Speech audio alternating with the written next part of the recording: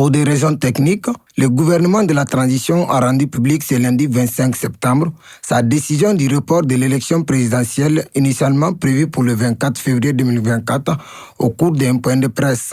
Selon Guagnon Coulibaly, président de l'Union pour la République et la démocratie, IRD, cette élection doit être mieux préparée. La première élection qui était le vote de la nouvelle constitution a été décalée de près de 3 mois. Et nous savons que cette constitution a des conséquences sur les autres élections à venir.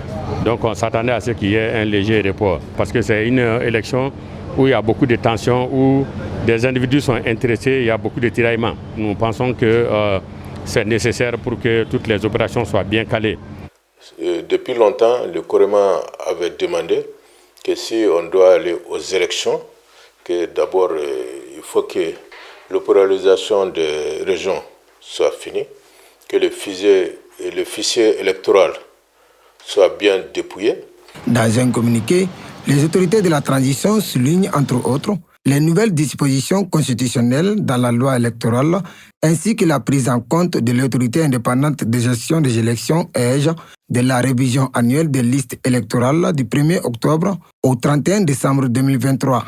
Nous savons pertinemment bien que nous avons eu beaucoup de difficultés avec la carte biométrique, et qu'au niveau du fichier électoral, le nettoyage n'a pas été fait de façon satisfaisante.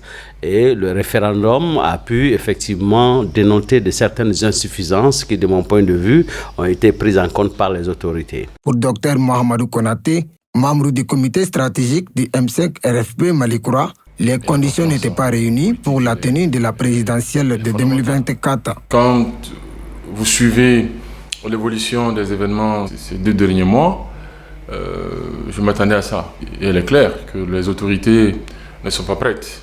Il faut respecter ces engagements. Je suis sûr que ces reports auront des conséquences. Je pense que la CEDEAO très probablement va examiner la situation et malheureusement nous sanctionnera de nouveau. Si le gouvernement de la transition n'a pas indiqué une date précise pour cette élection, il informe cependant que l'élection présidentielle sera organisée pour sortir de la transition. Il ajoute également que les autres élections feront l'objet d'un autre chronogramme électoral sous la direction d'un président de la République.